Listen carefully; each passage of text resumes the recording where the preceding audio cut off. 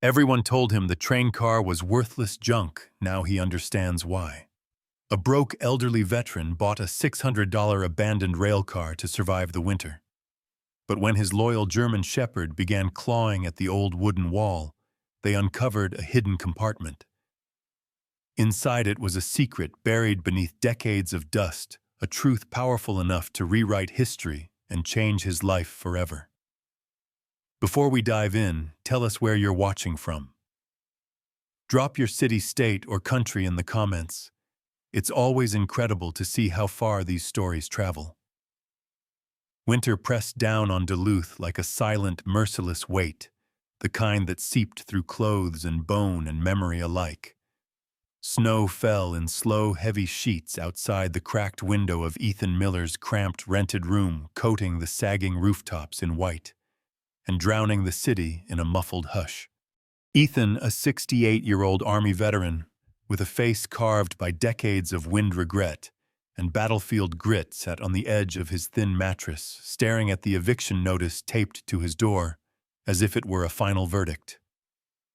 He was tall, but slightly bent from years of carrying too much gear responsibility and loss.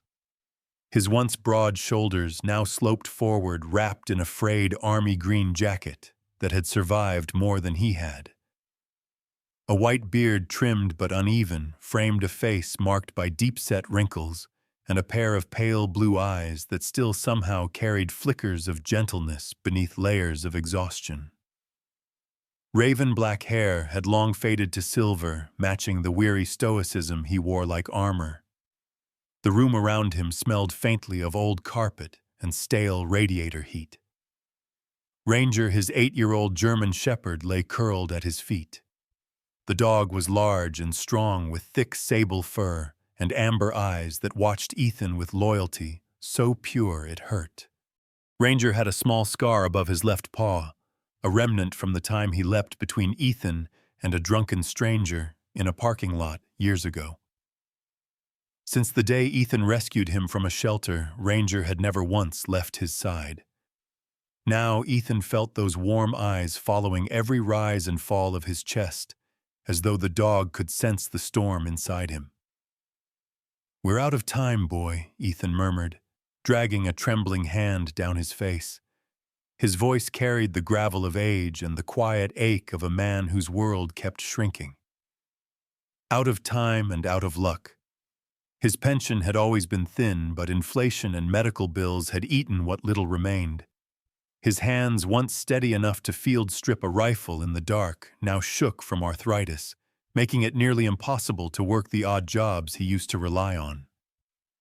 The landlord, a stout man named Bruce with thinning blonde hair and a temper that flared like cheap whiskey, had given him notice 2 weeks earlier.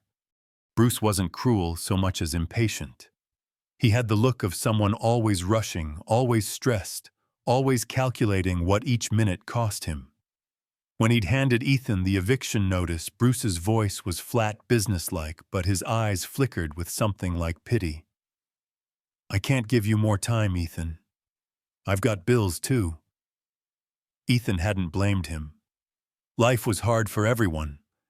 Harder for some, but still everyone carried some kind of weight. A cold gust slipped through the window frame, making the thin curtain flutter. Ethan watched the snowfall thicken outside, swallowing the streetlights one by one until only a pale glow remained.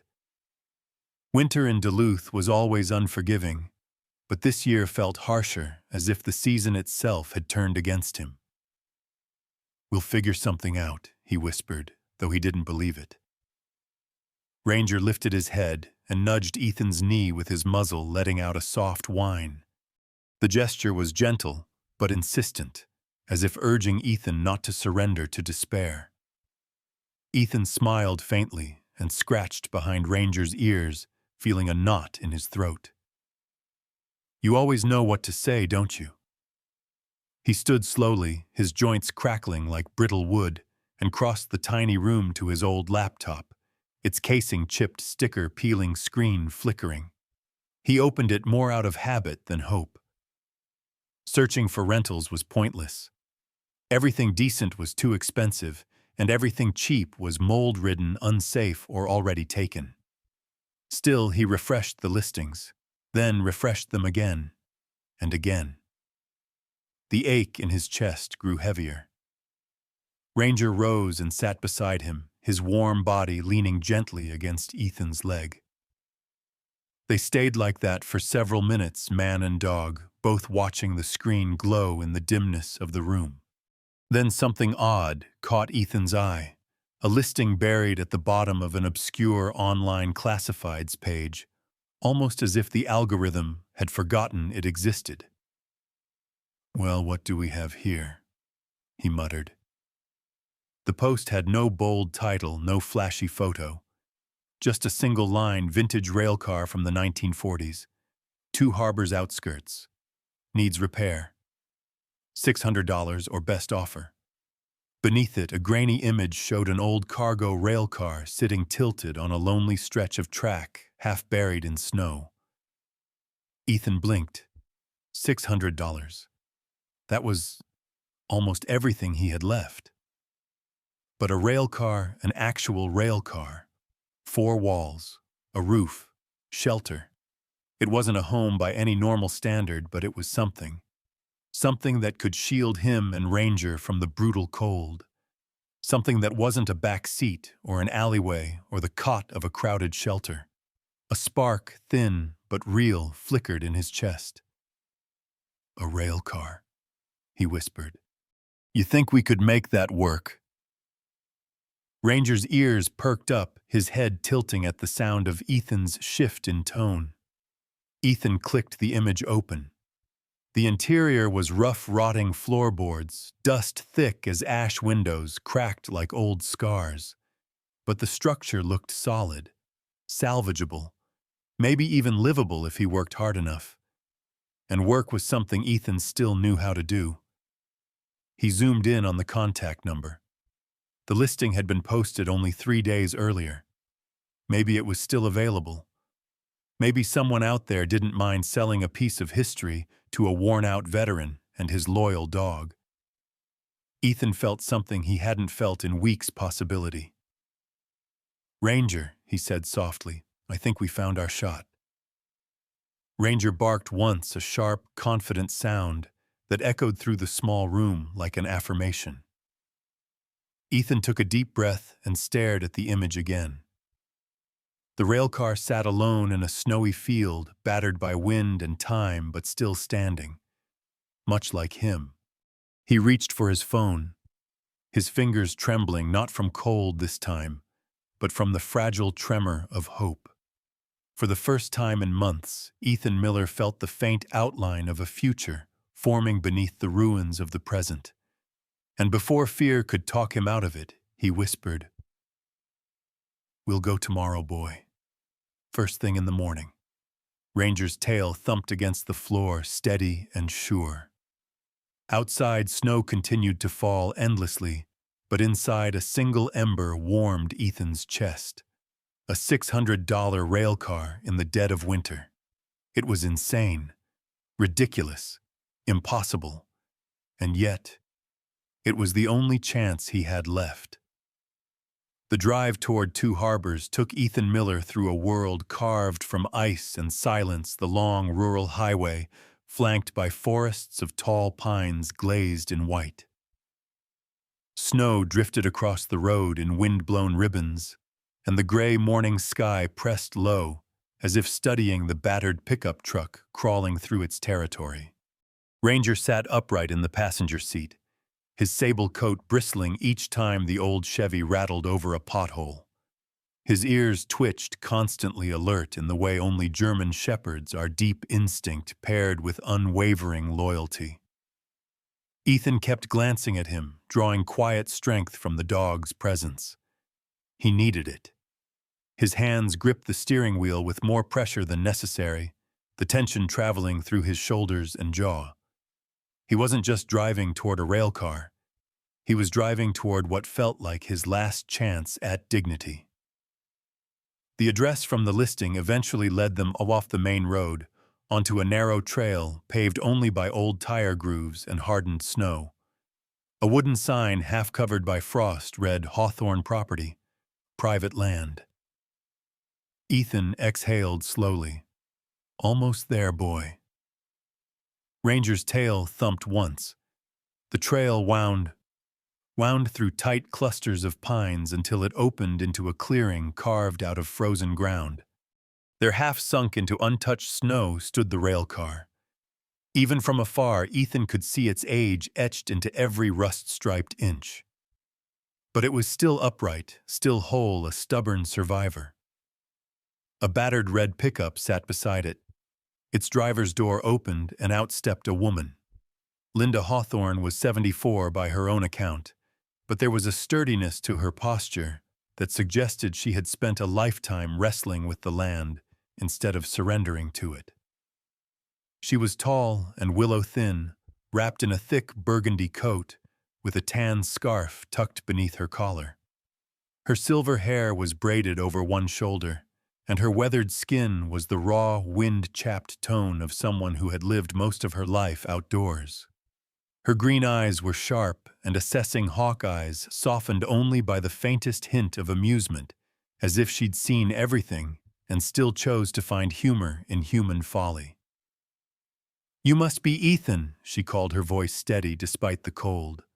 It carried the accent of someone born and raised in Minnesota, rounded vowels, clipped consonants. Ethan stepped out of the truck boots, crunching on the compacted snow. "Yes, ma'am. Ethan Miller. Thank you for meeting me." Linda nodded at Ranger. "And this handsome fellow Ranger," Ethan replied. "He's 8. Best partner a man could ask for."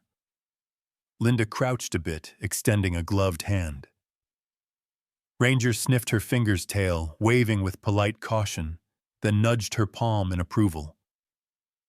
"Smart eyes," Linda said, standing again. "Dogs always know more than people do." Ethan wasn't sure whether she meant it as a joke or philosophy. Linda gestured toward the railcar. "Well, there she is. Not much to look at, but she's got a good frame. My late husband dragged her here in the 80s with ideas of turning it into a guest cabin. He was full of ideas. Didn't finish most of them." Her voice faltered just briefly at the mention of her husband, revealing a small crack beneath the exterior toughness. "I'm sorry for your loss," Ethan murmured. "Thank you." "It was years ago," Linda said, clearing her throat as if sweeping away dust from old memories. "Anyway, come on. Let's take a look." The railcar loomed larger as they approached, its faded navy paint peeling back like strips of old bark. Rust veined along its seams, and frost clung to the iron undercarriage. Windows cracked but intact reflected dull winter light. Ethan traced his hand along its cold metal flank. It felt solid, like something with a past heavy enough to anchor his drifting present. Linda stepped aside, lifting a ring of heavy keys. "Door sticks a bit. Been closed up for years." She shoved her shoulder against it. Metal groaned in protest before surrendering to the pressure. The smell inside hit Ethan first, old wood dust iron, and a faint sweetness of aged pine that reminded him of supply crates from long-ago deployments. The interior was dim, but enough light crept through the fractured windows to illuminate the length of the car wooden walls, darkened with age, a floor scarred by decades of use, and stacks of old crates shoved against one side. A thin veil of frost clung to nearly everything. Ranger stepped in beside him, his breath misting the cold air. He sniffed the floor, then the wall's tail flicking back and forth thoughtfully. Linda leaned on the doorframe, watching Ethan carefully. "Like I said on the phone, $600 if you want it. And if you need it to stay right here, I'll rent the land with utilities for $40 a month. Seems fairer than charging you city prices for something you'll be fixing with your own hands anyway." Ethan stared at her, unexpectedly overwhelmed. He hadn't told her how thin his wallet was. He hadn't told her he didn't have anywhere else to go. But she'd looked at him, really looked, and seen the truth anyway. Incredibly generous, he managed. Linda shrugged. I don't need the money, but I do need this land cleared someday, and I figure if a man's down on luck, but willing to work, he deserves some room to stand back up. She looked straight into his eyes. You a good man, Ethan, he swallowed. I try to be. Good enough, she said. They shook hands. Linda's grip was surprisingly strong bone and resolve and something like kindness. Once she left, promising to bring by a few old tools later in the week, the clearing fell silent, except for the whisper of wind through the pines. Ethan and Ranger stood alone inside their new shelter. Ethan rubbed his gloved palms together and exhaled a shaky breath. Well, boy, looks like we made it. Ranger padded forward, sniffing everything with growing curiosity. Ethan surveyed the interior with a soldier's practicality. It wasn't comfortable. It wasn't warm. But it was dry, and it was his. They spent the next hour pushing crates aside, clearing space for their sleeping bags. Ranger shoved his nose under each crate tail, wagging with excitement. Ethan was mid-lift on a wooden chest when Ranger suddenly stiffened. The dog's ears snapped upward. His muscles tightened. A low rumble vibrated in his throat. What is it? Ethan whispered, setting the crate down. Ranger moved slowly toward the far wall, an area where the wood looked slightly different, darker, as if replaced at some point. He sniffed, pawed once at the baseboard, then barked a sharp, urgent sound that echoed through the railcar. Ethan knelt beside him, running his fingers along the wooden surface. Cold air seemed to leak from behind it. The boards weren't misaligned, but something felt off. Too smooth. Too deliberate. Ranger barked again, louder this time.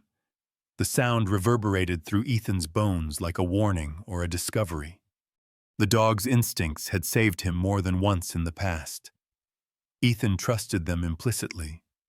He pressed his palm against the wall. It gave the faintest tremor. Ranger, he murmured. Heart starting to thud. I think there's something behind here. The dog let out a final insistent bark. Ethan's pulse quickened. A hidden compartment. Something abandoned, something forgotten. At that moment, the old railcar felt less like a broken shelter and more like a locked chest waiting for the right person to open it.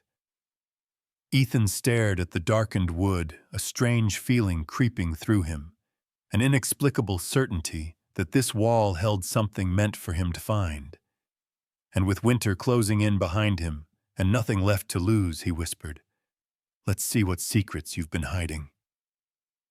The railcar fell into a heavy stillness after Ranger's final bark, the kind of quiet that felt charged as if the air itself were waiting for Ethan to make the next move. A pale stripe of winter light crept through a cracked window, illuminating the dark plank Ranger had been clawing at.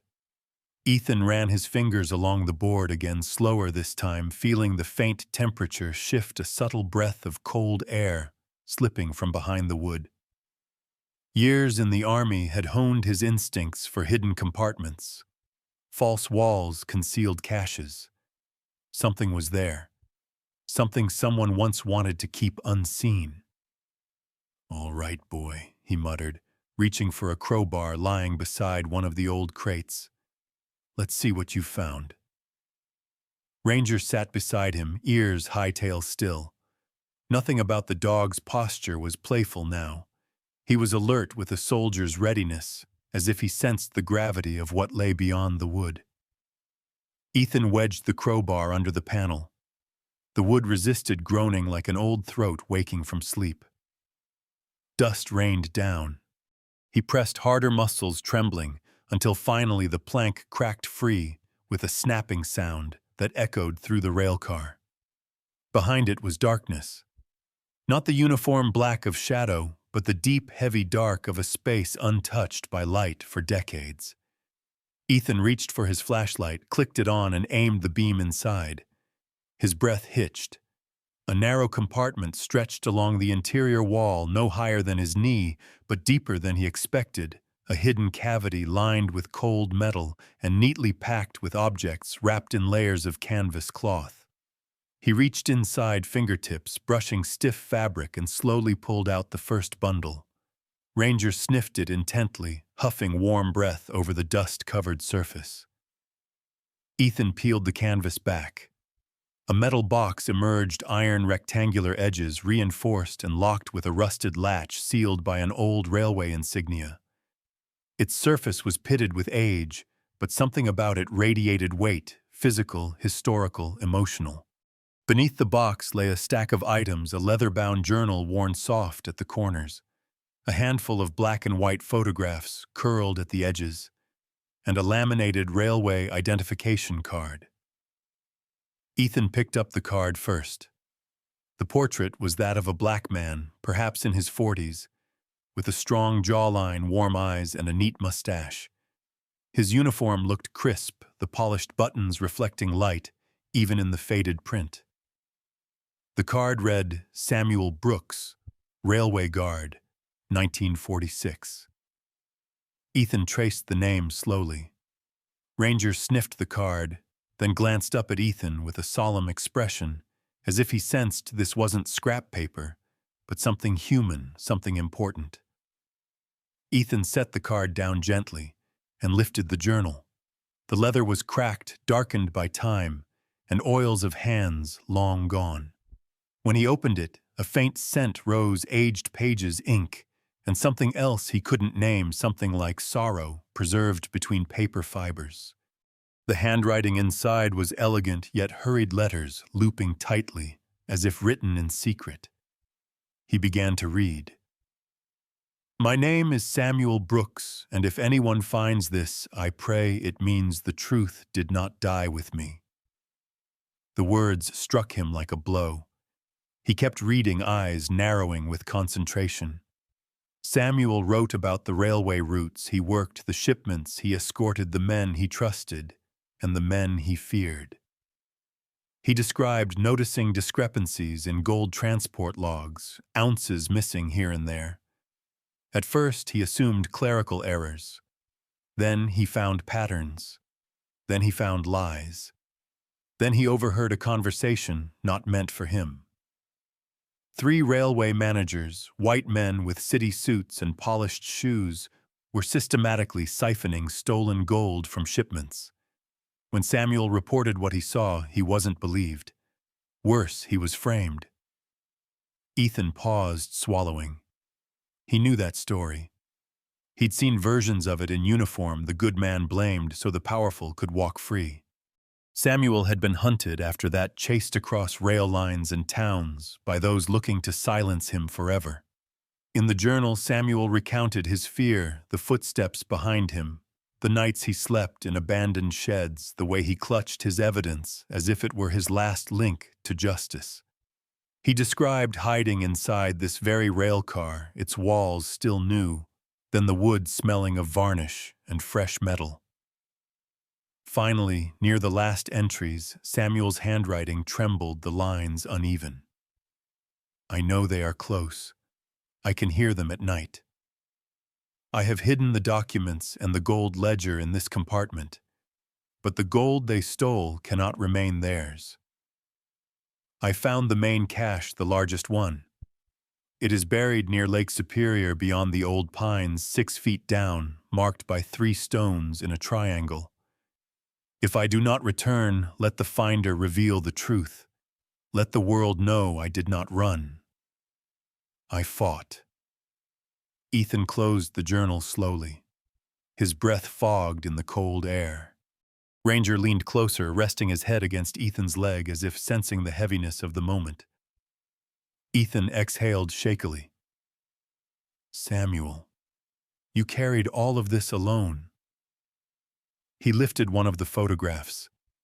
In it, Samuel stood beside the railcar. This railcar smiling with quiet pride. Behind him, 2 other railway workers posed casually. One was tall and broad-shouldered with a shaved head and a gap-toothed grin. The other was slender, wearing circular glasses that made him look scholarly despite his uniform. Ethan flipped the photo over. A handwritten note named them Thomas Big Tom Graves, Brakeman Henry Carter, Porter. Ethan studied their faces. Big Tom looked like the kind of man who laughed loudly and worked hard, a gentleness in his eyes despite his size. Henry's face was more reserved, serious, perhaps cautious. Men with lives, stories, families, dreams. Men who had walked these floors long before Ethan ever stepped inside. He set the photo aside and returned his attention to the iron box. Its latch was rusted shut, nearly fused. But he saw the faint outline of a small keyhole in the center. He glanced back at the compartment and noticed something glinting in a corner. Reaching in, he retrieved a tiny brass key, tarnished and dull. "Looks like Samuel wanted somebody to open this," Ethan murmured. Ranger barked softly in agreement. Ethan turned the key in the lock. It resisted age fighting age, then clicked. The lid creaked open. Inside lay the evidence Samuel described. Folded documents bearing Union Railway seals. Log sheets with numbers crossed out and corrected by hand. Letters exchanged among the corrupt managers. And a map detailed hand-drawn showing a patch of forest near Lake Superior with an X marked in thick ink. Ethan held the map carefully. His pulse throbbed in his temples. A gold cache. Real gold. Worth more than he could fathom. Enough to save him. Enough to change everything. But as he looked at the journal again, at Samuel's handwriting, trembling near the final lines, Ethan felt something shift. The treasure wasn't the gold. Not really. It was Samuel's truth, buried, silenced, forgotten. A man wronged, erased, hunted. A man who had wanted anyone to carry his fight forward. Ethan closed the iron box, his jaw tightening. "We'll finish what he started," he whispered. Ranger pressed against him, warm and steady. Ethan placed the journal, the photos, and the ID card back into the compartment for safekeeping. He rose slowly, joints aching, but spirit ignited. For the first time in years, he felt a purpose powerful enough to cut through the winter cold. Ranger barked softly one more time, as if affirming that they were not alone in this rail car, not anymore. Samuel had left a piece of himself here waiting for someone who would listen. And Ethan Miller intended to listen. The night the storm rolled in over the forest near Lake Superior, the temperature dropped so sharply, it felt as if the wind itself had grown teeth. Snow swirled thickly across the clearing, erasing the horizon and turning the world into a shifting white maze.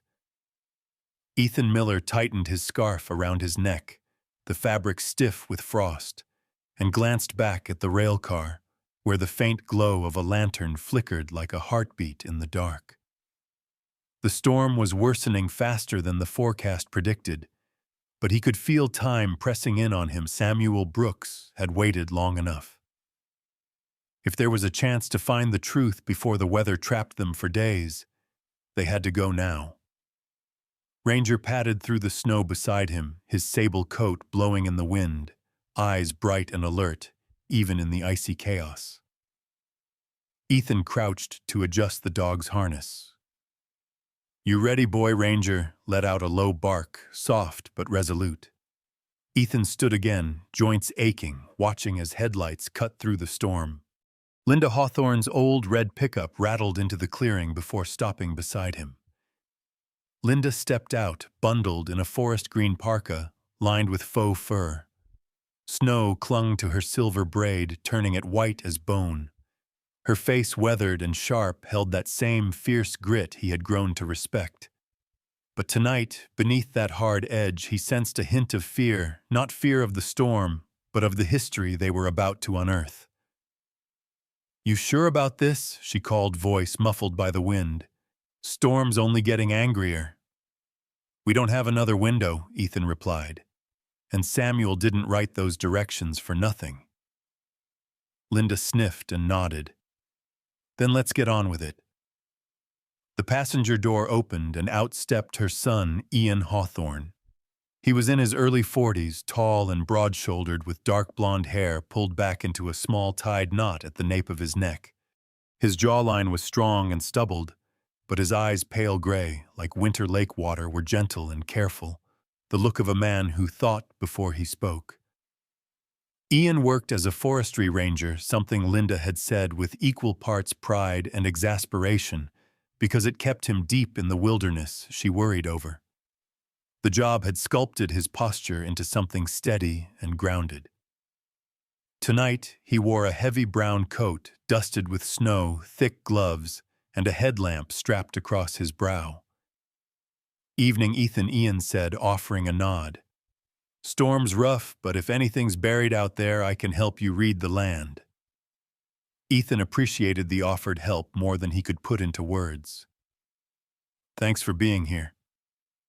"Mom insisted," Ian replied, shooting Linda a small smirk. "She said if I stayed home, she'd go alone. Figured it was safer to come supervise." Linda rolled her eyes, but the corner of her mouth lifted.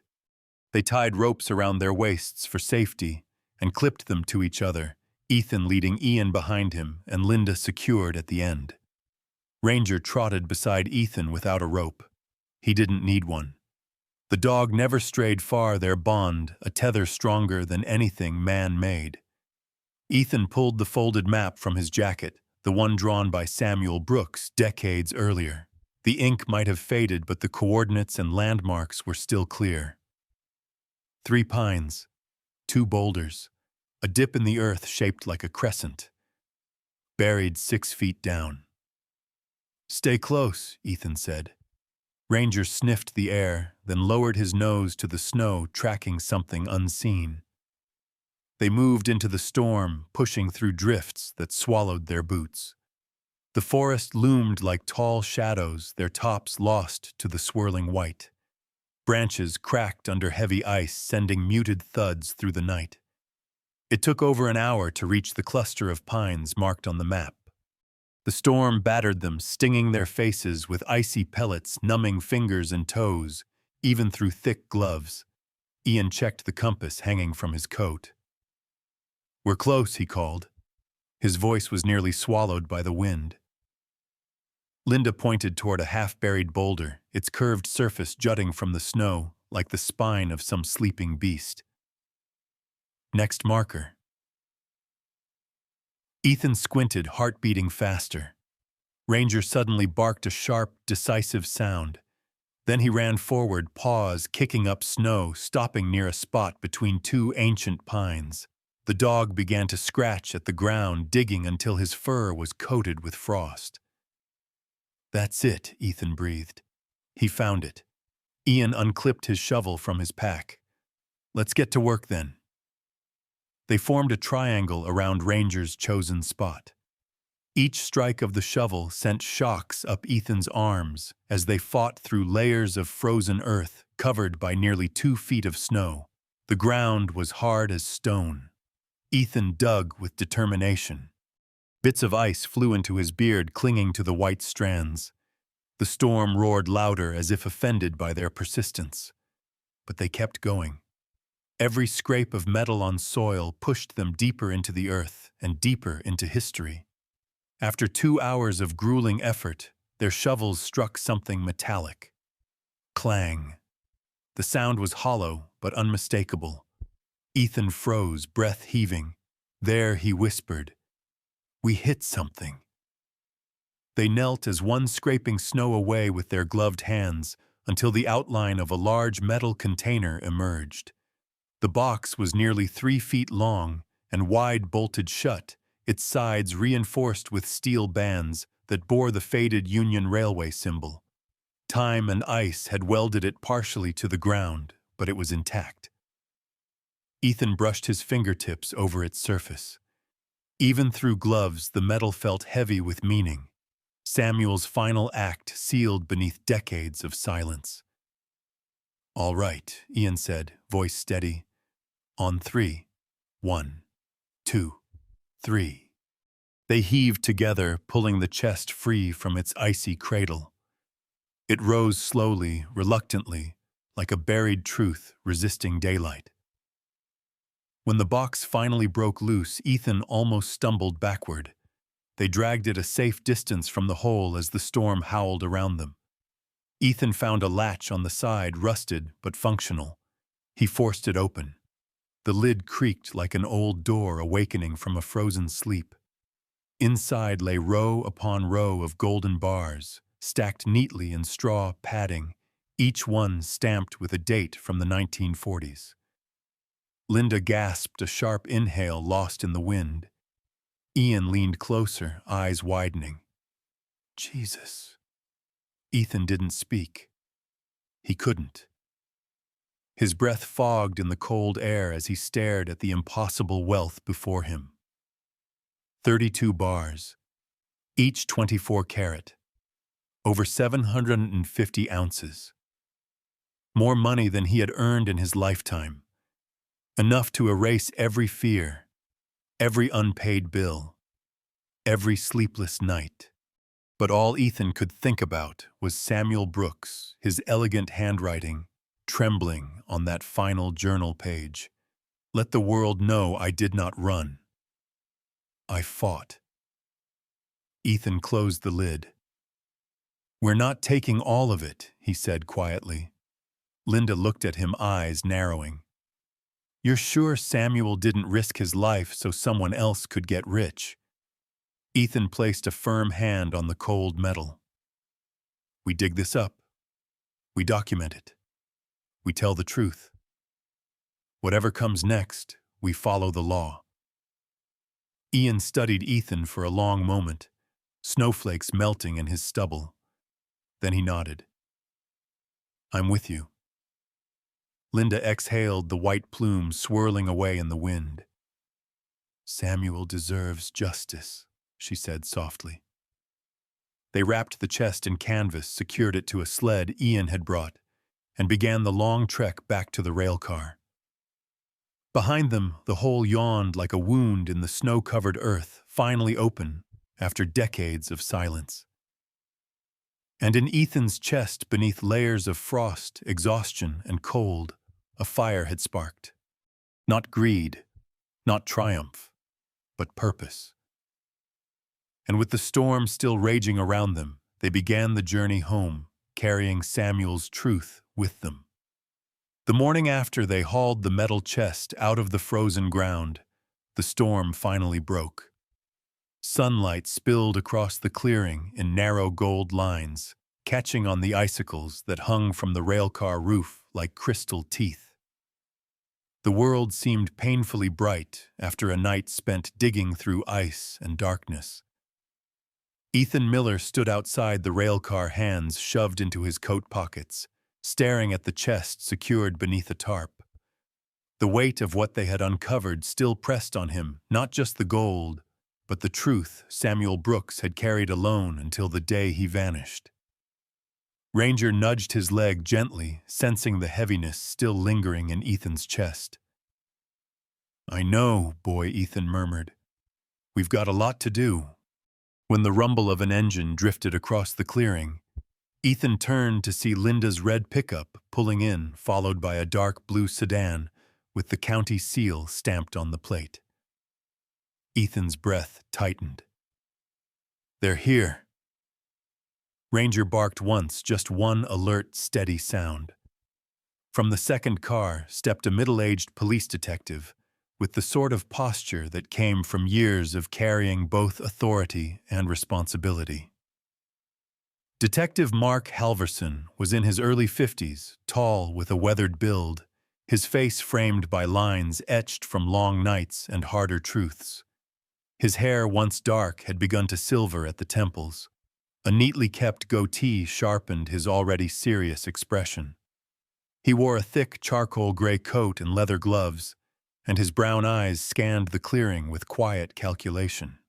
Mark was known around the county for his honesty, something rare enough that people still talked about the corruption scandal he exposed early in his career and the incident that made him respected and distrusted in equal measure. But he lived with it. Some men carry secrets.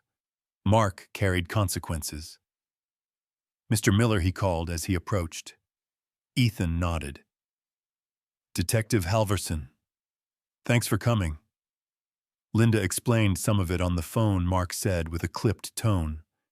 But honestly, I figured she misunderstood the details. Hard to believe anyone finds a stash of wartime gold in a forest. Linda snorted softly behind him. I know what I said, Mark. Mark gave a small, apologetic nod, a gesture that softened the stern lines of his face. When he looked back at Ethan, the skepticism faded slightly, replaced by a watchful curiosity. Mind showing me what you found? Ethan lifted the tarp. The detective's breath caught. Well, I'll be damned. He reached out, nearly touching the chest, then pulled his hand back to avoid disturbing evidence.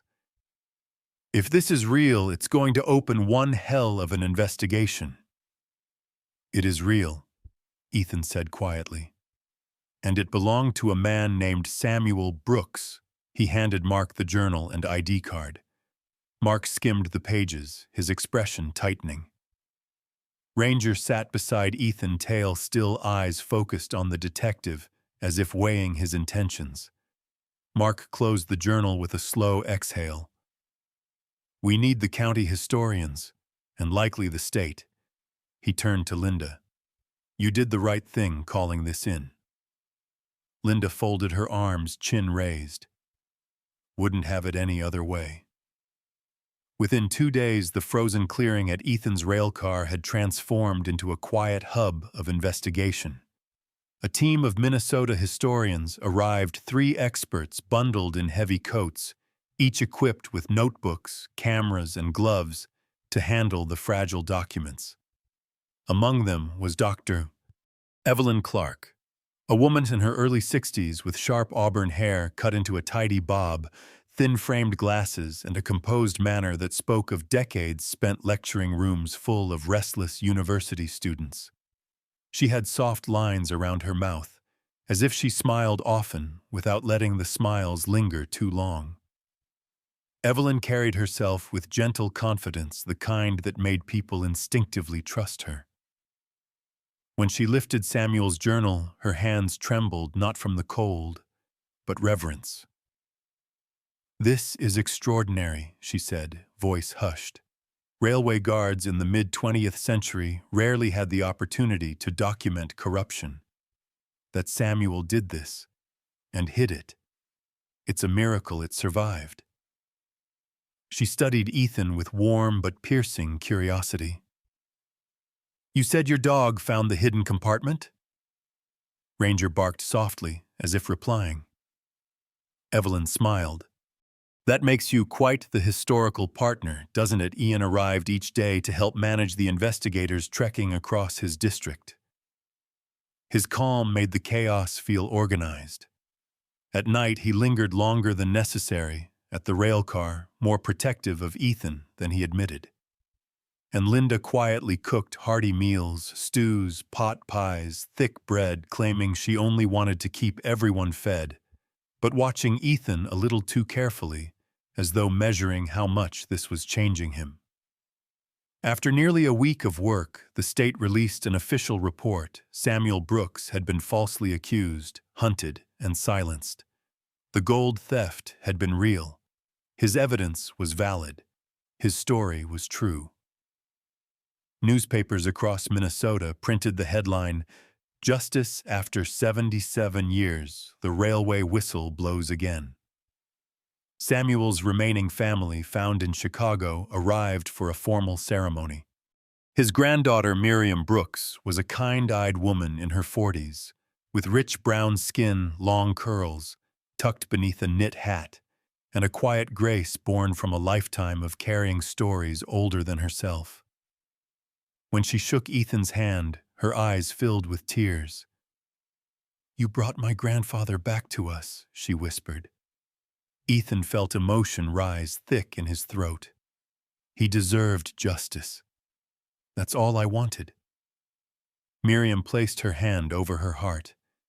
It means more than you know. The gold distribution was handled by the state. A third went to Samuel's descendants.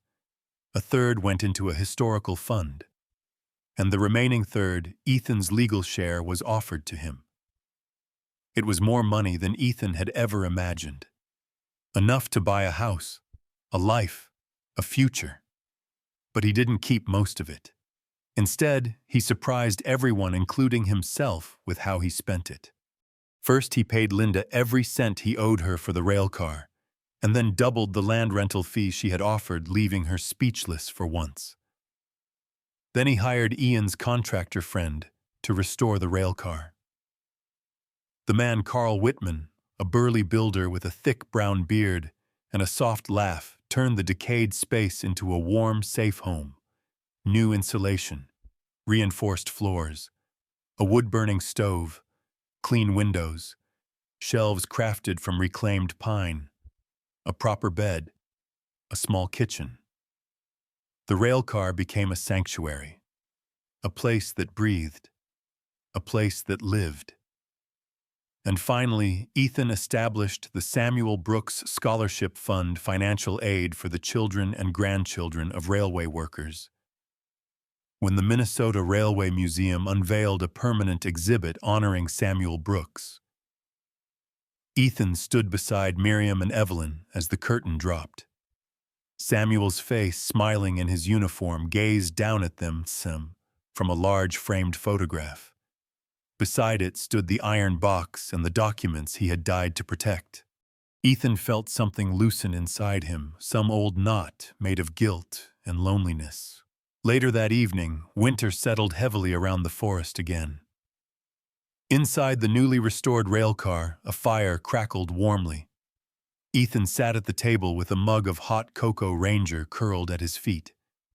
Linda sat opposite him, her silver braid glimmering in the firelight, while Ian leaned against the wall with an easy grin.